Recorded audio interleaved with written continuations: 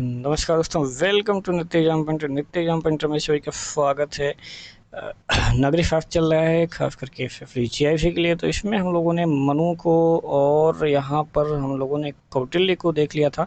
आज हम लोग देखेंगे महात्मा गांधी, भारतीय राजनीतिक विचारक। तो महात्मा गांधी से संबंधित जो विचार हैं उनको हम लोग आज पूरी अच्छे तरीके से देखेंगे। तो वीडियो को आखिर तक जरूर देखिएगा। जितने भी क्वेश्चन आपके एग्जाम में बनने वाले हैं सारे के सारे आपको इसमें जरूर मिलेंगे। तो महात्मा गांधी का जो जन्म हुआ था, कहाँ पर हुआ था भाई? 2 अक्टूबर 1869 में गुजरात पोरबंदर नामक स्थान पर हुआ था और अप्रैल 1893 में पोरबंदर के एक व्यापारिक संस्थान में बैरिस्टर के रूप में कहाँ गए थे? वह दक्षिण अफ्रीका के लिए रवाना हुए। अगस्त 1894 में उन्होंने रंगभेद के खिलाफ आवाज़ उठाने के उद्देश्य से Natal Indian Congress, very important है, उसकी स्थापना की थी। कब की थी? 1894 ईस्वी में। ये आपको डेट याद रखना है, ये पूछा जाता है। 1903 ईस्वी में ट्रांसवाल ब्रिटिश इंडिया सोसाइटी की स्थापना की थी और 1 अक्टूबर 1904 को इंडियन ओपिनियन के प्रबंध और प्रकाशन का इन्होंने जिम्मा लिया था। नवंबर दिसंबर 1904 में उन्होंने फिनिक्स आश्रम दक्षिण अफ्रीका में इसकी स्थापना की थी, वेरी इंपॉर्टेंट है। और 9 जनवरी 1915 को कहाँ लौट आए थे? भारत लौट आए थे। और 25 मई 1915 को अहमदाबाद में क्या किए थे? साबरमती आश्रम की स्थापना की थी। तो सुभाष चंद्र बोस ने उन्हें क्या कहा? राष्ट्रपिता कहा था। और रविंद्रनाथ टैगोर ने उन्हें महात्मा की उपाधि दी थी। तो ये भी दोनों काफ़ी इंपॉर्टेंट हैं, जो कि आप जानते होंगे। तो गांधी जी जो थे वो क्या थे? वो व्यवहारिक आदर्शवादी कहे जाते थे। कैसे? व्यवहारिक आदर्शवादी। तो गांधीवाद क्या है? एक आदर्शवादी विचारधारा है। सत्य ही ईश्वर है। गांधी जी ने इसी को क्या बनाया है? अपना दर्शन बनाया है। ठीक है, सत्य ही ईश्वर है। तो गांधी जी ने प्रेम को सत्य की प्राप्ति का क्या बताया है? मार्ग बताया। ठीक है, कि सत्य की प्राप्ति का मार्ग क्या है? तो वो है प्रेम। एक थे प्यारेलाल नैयर जी। तो प्यारेलाल नैयर जी क्या थे? गांधी जी के निजी सचिव थे और उन्होंने गांधी जी के जीवन पर अनेक रचनाएं लिखी हैं, जिसमें से कुछ महत्वपूर्ण हैं, जैसे कि Mahatma Gandhi, the last phase, discovery of Satyagraha जो है इसमें उल्लेखनीय है। ठीक, तो गांधी जी वर्ष 1893 में कहाँ चले गए थे? अफ्रीका चले गए थे और उन्होंने वहीं पर क्या किया था? फिनिक्स आश्रम और टॉलस्टॉय फर्म, ये तो काफ़ी महत्वपूर्ण है। फिनिक्स आश्रम और टॉलस्टॉय फर्म की स्थापना की थी। और 1914 तक वो कहाँ पर रहे थे? तो वो अफ्रीका में 1914 तक रहे थे। तो टॉलस्टॉय क्या थे? टॉलस्टॉय भाई एक रूसी उपन्यासकार थे, बहुत फेमस था। उनकी पुस्तक जो है वार एंड पीस 1869 में आई थी। सॉरी, ये उपन्यास है, ठीक है, लिखा था, जिससे गांधी जी क्या हुए थे? अत्यधिक प्रभावित हुए थे। और गांधी जी ने उसे वेर्ड लेबर का विचार जो है इन्हीं से भी लिया है। ठीक है, तो गांधी जी को प्रभावित करने वाले विचार हम लोग देख लेते हैं कि कौन कौन से विचार हैं जिन्होंने गांधी जी को प्रभावित किया। तो गांधी जी ने जिन विचारधाराओं और व्यक्तियों से प्रभावित थे उनमें से गीता और रामायण उल्लेखनीय है। ठीक है, तो गीता और रामायण से ये काफ़ी जो है प्रभावित थे। बौद्ध धर्म के शांति एवं अहिंसा के विचार से ये काफ़ी प्रभावित हुए। गांधी जी इस्लाम धर्म की जो बंधुता थी उससे भी काफ़ी प्रभावित हुए। और लियो टॉलस्टॉय का the kingdom of God is with in you, ठीक है, इज विद इन यू, 1894 में इस कथन से भी काफ़ी प्रभावित थे। हेनरी डेविड थोरो काफ़ी इंपॉर्टेंट हैं, the essay on civil disobedience, ठीक है, 1849, इससे भी काफ़ी प्रभावित थे। जॉन रस्किन की रचना है अनटू दिस लास्ट, तो 1860 में लिखी गई थी, उससे भी ये प्रभावित थे। सर्वोदय क्या है? इसी का रूपांतरण है जो कि गुजराती भाषा में लिखी गई है। ठीक है, तो अनटू द लास्ट जो है इसी का गुजराती संस्करण है क्या? सर्वोदय। तो ये आपको ध्यान में रखना है। और द एशियन सिविल डिसओबीडियंस, ठीक है, सिविल डिसओबीडियंस यानी कि सविनय अवज्ञा। तो सविनय अवज्ञा का जो सिद्धांत लिया था गांधी जी ने वो यहीं से लिया था, डेविड थोरो से। तो ये भी आपको याद रखना है कि कहाँ से इन्होंने क्या लिया, क्या सीखा। तो गांधी जी ने ये जो शिक्षा थी वो जॉन रस्किन से ली कि प्रत्येक व्यक्ति को श्रम करना चाहिए और जितना महत्व एक वकील के श्रम का है उतना ही महत्व क्या है? नाई के भी श्रम का है। ठीक है, तो ये शिक्षा उन्होंने कहाँ से ली है? जॉन रस्किन से ली है। लियो टॉलस्टॉय का एक उपन्यास है वार एंड पीस 1869। तो गांधी जी उससे क्या थे भाई? उससे जो है वो अत्यधिक प्रभावित थे। गांधी जी के विचारों का अब हम लोग कहें हैं आध्यात्मिक पक्ष क्या क्या था। तो गांधी जी मूलतः धार्मिक और आध्यात्मिक व्यक्ति थे। गांधी जी के राजनीतिक गुरु कौन थे? तो गोपाल कृष्ण गोखले थे, जिन्होंने राजनीति को नैतिकता एवं सेवा का क्या माना था, क्षेत्र माना था। इसलिए उन्होंने संतों में राजनेता और राजनेताओं में संत कहा गया था। किसको? गोपाल कृष्ण गोखले को। तो जो गांधी जी थे, गांधी जी के विचारों का मूल जो केंद्र बना वो क्या बना, वो बना सत्य एवं अहिंसा। तो गांधी जी ने सत्य एवं अहिंसा के नियमों को सार्वजनिक एवं राजनीतिक जीवन में क्या किया, इन्होंने प्रयोग किया। तो गांधी जी को कहा जा सकता है भाई कि ये पूर्ण नैतिकतावादी थे। गांधी जी ने साध्य एवं साधन क्या किया, दोनों की पवित्रता पर अधिक बल दिया। ठीक है, जबकि हम लोग देखेंगे मैकियावेली हो गए, कौटिल्य हो गए, तो ये सब अगर साधन साध्य पवित्र है तो साधन कैसा है जो है वो अनैतिक भी हो सकता है। तो ऐसा ये लोग मानते हैं, लेकिन गांधी जी ने दोनों की पवित्रता पर यहाँ पर बल दिया है। तो उनके अनुसार अपवित्र साधन के द्वारा पवित्र साध्य की प्राप्ति नहीं हो सकती है, ऐसा किसने कहा, गांधी जी ने कहा। जबकि कौटिल्य हो गए और आप मैकियावेली देखेंगे तो इन दोनों लोग कहेंगे कि भाई अगर साध्य ही पवित्र है तो साधन कुछ भी हो वो मायने नहीं रखता है। तो वो मूलतः क्या माना जाता है, एक आदर्शवादी व्यक्ति थे, लेकिन उनका जो आदर्शवाद था वो क्या था, व्यवहारिक था। ठीक है, व्यवहारिक था। तो गांधी जी ने सार्वजनिक जीवन में सत्य और अहिंसा का क्या किया है, यहाँ पर काफ़ी जो है विस्तृत मात्रा में इन्होंने प्रयोग किया है। गांधी जी के अनुसार हम लोग देखेंगे धर्म और राजनीति क्या क्या है। तो गांधी जी ने धर्म का अभिप्राय अत्यधिक विस्तृत रूप में था। ठीक है, धर्म का आशय क्या होता है, जो धारण करने योग्य है वही क्या है, धर्म है। तो यह धर्म की परिभाषा है। तो उनके लिए धर्म का अर्थ नैतिक कार्य और मानवता की भलाई का कार्य करना था। ठीक है, गांधी जी में। तो गांधी जी के लिए धर्म का अर्थ क्या था, नैतिकता का कार्य करना और मानवता की भलाई करना। तो धर्म पालन करने का आशय क्या है कि सत्य तथा अहिंसा के मार्ग पर चलना। तो गांधी जी धर्म एवं नैतिकता विहीन राजनीति की कल्पना बिल्कुल नहीं करते थे। ठीक है, तो गांधी जी मानते थे कि भाई धर्म और नैतिकता जो है राजनीति में होनी चाहिए।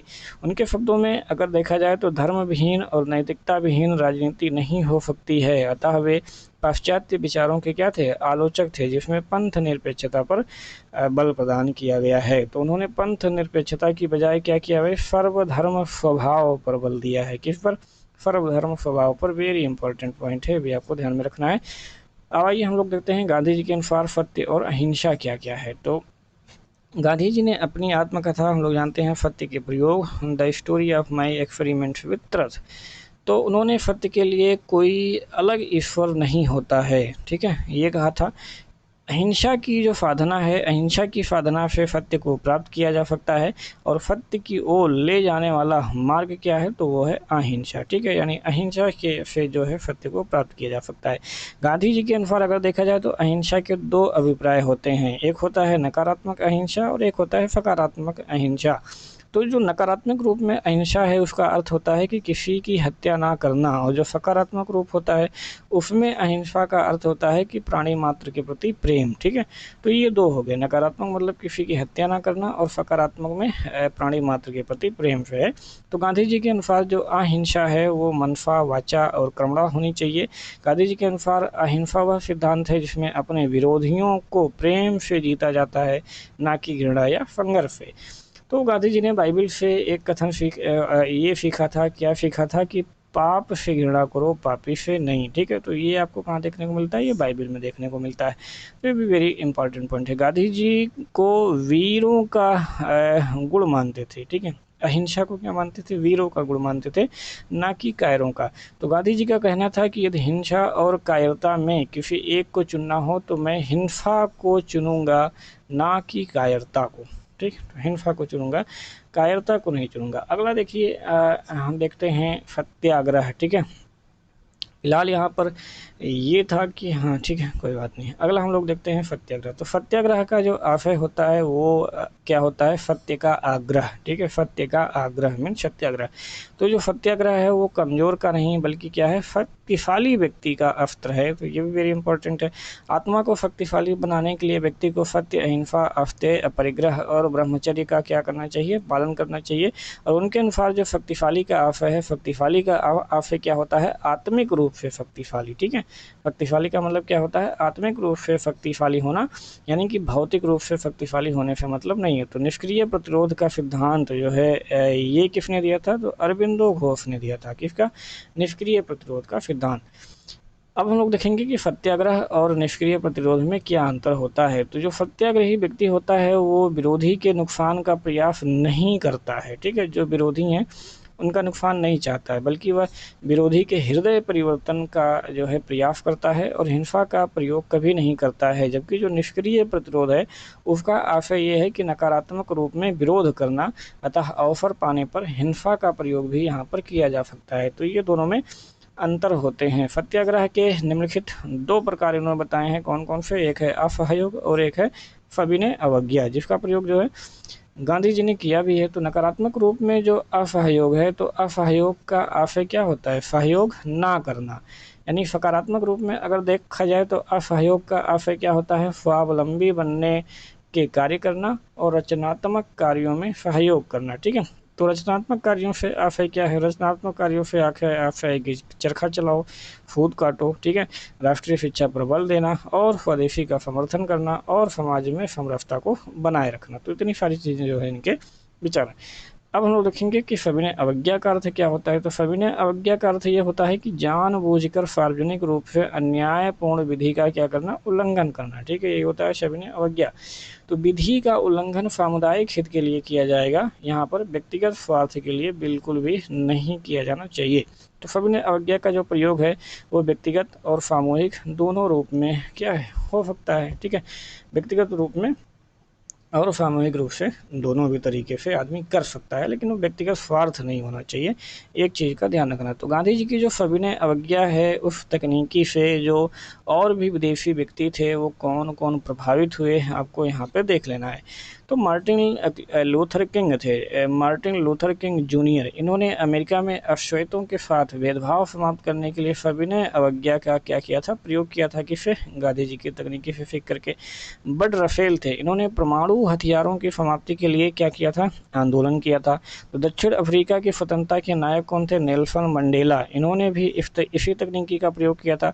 वर्तमान में अमेरिकी विचारक नोम चोम्स्की, इन्होंने भी गांधी जी की सविनय अवज्ञा तकनीकी का प्रयोग किया था।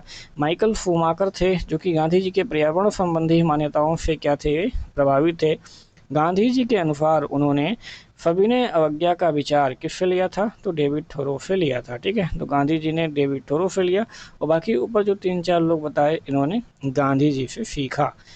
अब हम लोग देखते हैं कि आधुनिक सभ्यता की आलोचना गांधी जी ने कहाँ पे की है। तो गांधी जी ने हिंद स्वराज 1906 बहुत ही फेमस पुस्तक है, ठीक है, बहुत ही फेमस पुस्तक है।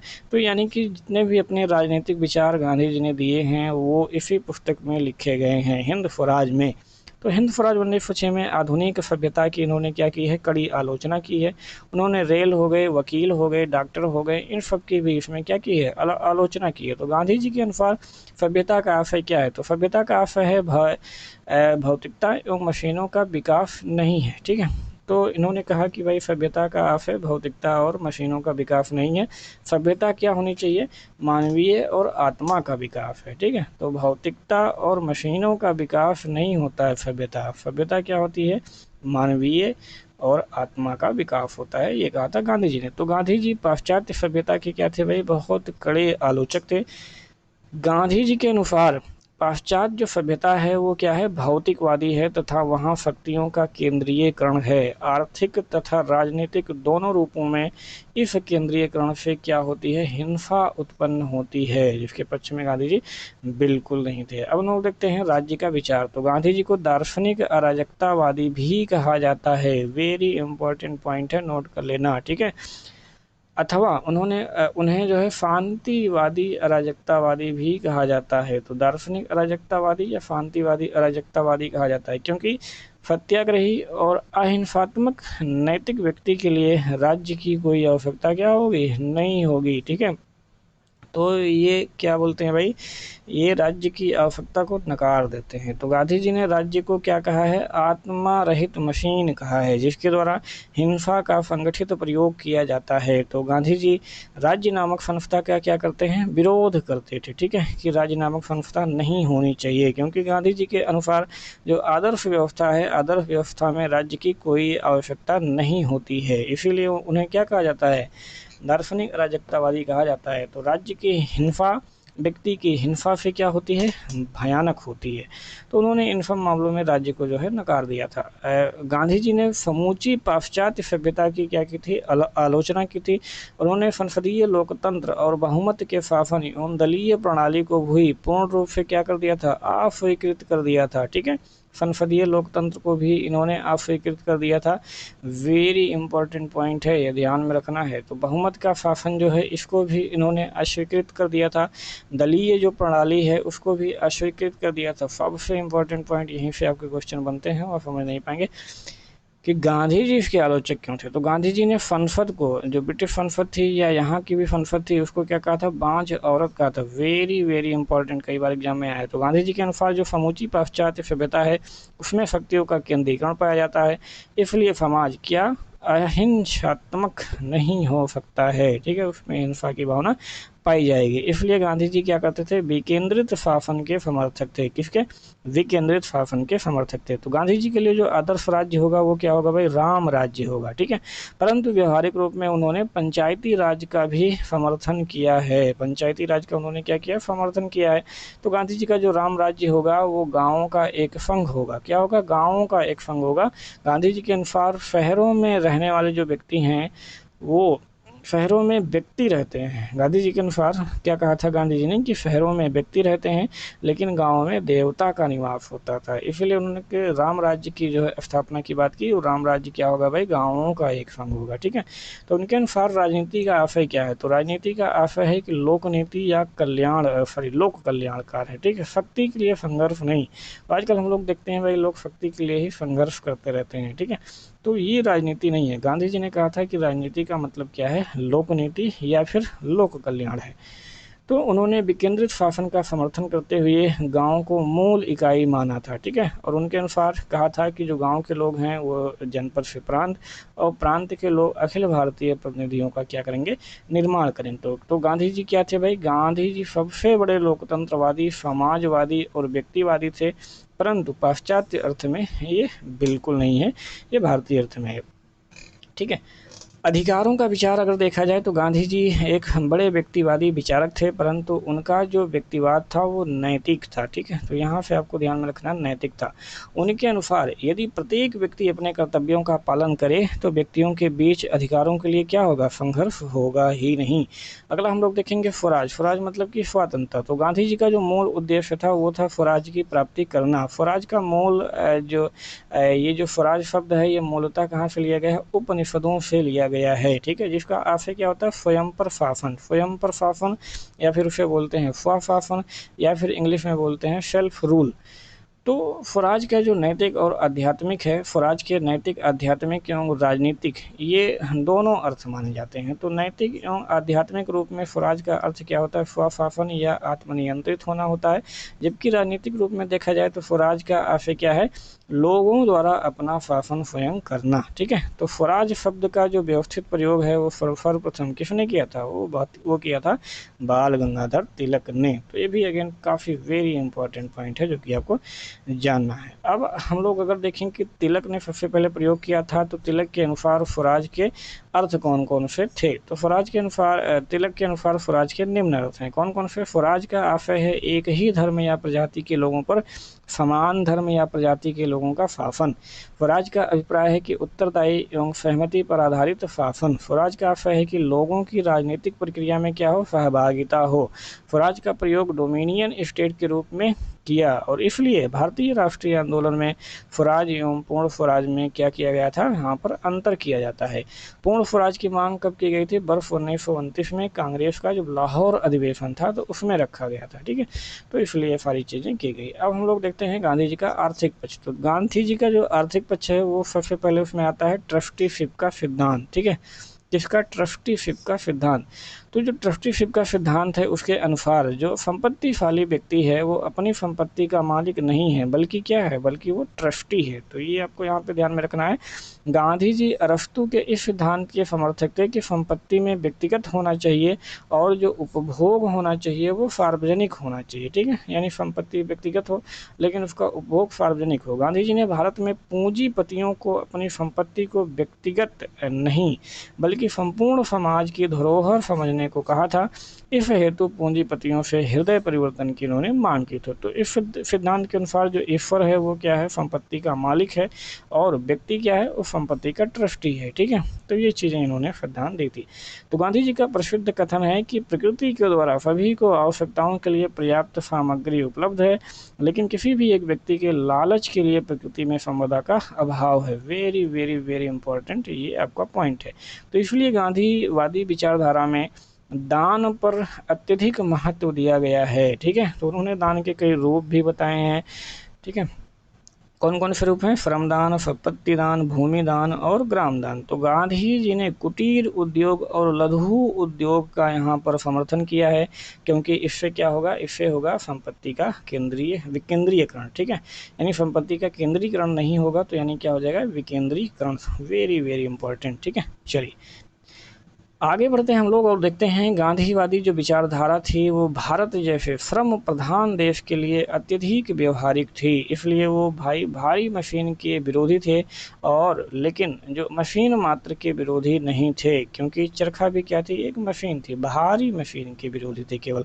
तो गांधी जी के अनुसार प्रत्येक व्यक्ति को क्या करना चाहिए, श्रम करना चाहिए। गांधी का अगर सामाजिक पक्ष देखें, यानी कि सामाजिक पक्ष क्या होता है भाई, वो होता है सर्वोदय। तो जो सर्वोदय का अर्थ होता है, सर्वोदय, सर्व का उदय, यानी कि सबका उत्थान। तो गांधी जी के अनुसार सर्वोदय उस विचारधारा की ओर संकेत करता है जो कि सत्य और अहिंसा पर आधारित होता है, और समाज में किसी के प्रति क्या हो, बैर ना हो।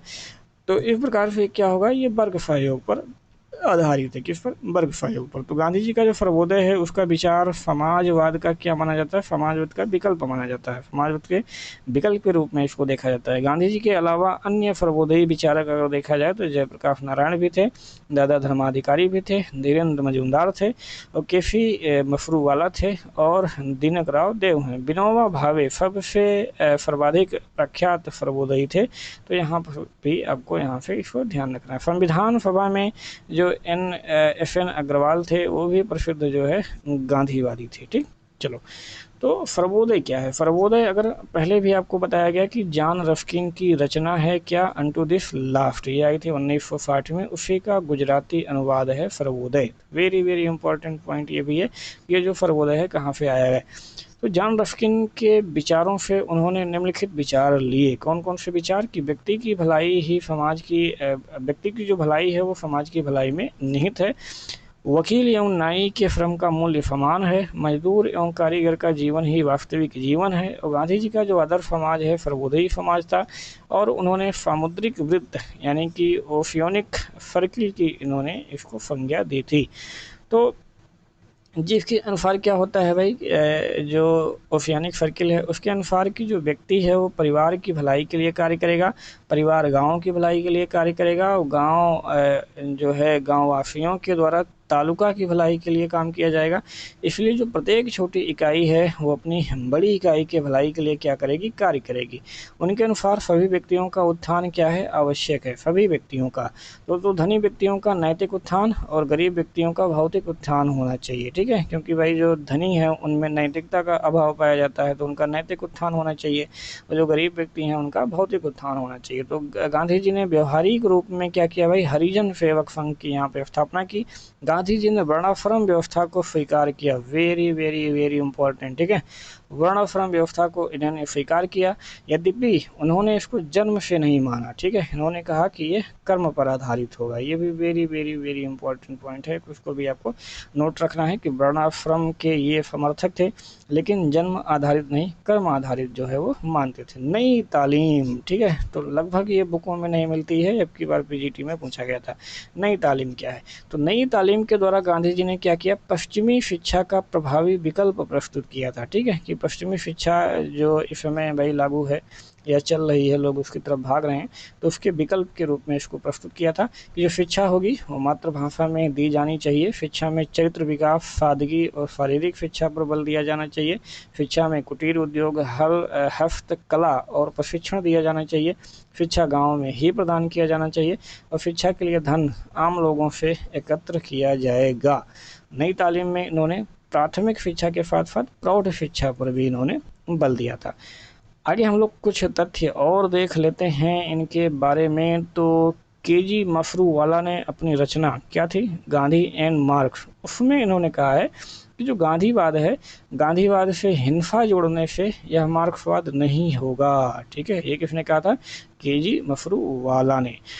गांधी जी ने दक्षिण अफ्रीका में ग्रीन पंपलेट और इंडियन ओपिनियन 1909 नामक विचार पत्र प्रकाशित किया। तो इंडियन जो ओपिनियन थी, इंडियन ओपिनियन को साप्ताहिक पत्रिका के रूप में प्रकाशित किया जाने लगा। गांधी जी के जो राजनीतिक विचार हैं वो आपको कहाँ पे देखने को मिलते हैं भाई, वो हिंद स्वराज में पाए जाते हैं, जो कि आपको पहले ही बता दिया, वेरी इंपॉर्टेंट। तो हिंद स्वराज का जो पहला प्रकाशन हुआ था वो कब हुआ था, 1938 में हुआ था, अगेन वेरी इंपॉर्टेंट। गांधी की जो आत्मकथा है वो है the story of my experiment with touch 1929 में, जो कि किस भाषा में लिखी गई है, तो वो गुजराती भाषा में यहाँ पर लिखी गई है, और जिसका अंग्रेजी में अनुवाद किसने किया था, महादेव देसाई ने किया था। गांधी जी ने भारत में हरिजन और यंग इंडिया पत्रों का भी इन्होंने संपादन किया था। गांधी जी के ऊपर लुई फिशर ने प्रसिद्ध जो रचना है वो लिखी है, the life of Mahatma Gandhi 1950 में। ठीक है, उसके बाद हम लोग देखेंगे दिनकर जोशी महोदय आए। दिनकर जोशी ने क्या लिखा है, महात्मा वर्सेस गांधी 2007 में। रामचंद्र गुहा, इन्होंने लिखा है India after Gandhi, the history of the world's largest democracy 2007। 27 दिसंबर 1901 को गांधी जी कोलकाता कांग्रेस अधिवेशन में शामिल हुए थे।